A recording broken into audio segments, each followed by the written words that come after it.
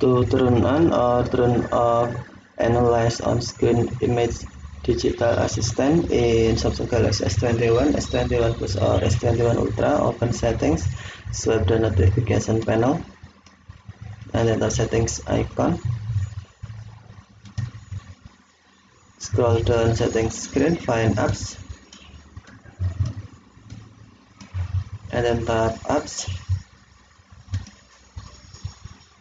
Select choose default apps, and then tap digital assistant app. To turn on Analyze on-screen image, tap Analyze on-screen image switch until blue, or to turn off, tap switch until black or until white. Allow the device assistant app to take and use image on the screen. If Analyze on-screen keyboard and on-screen image is disabled, you must turn on Analyze on-screen text first. If Analyze on-screen text is disabled or turned off, if Analyze on-screen image was disabled to visible, tap switch until blue.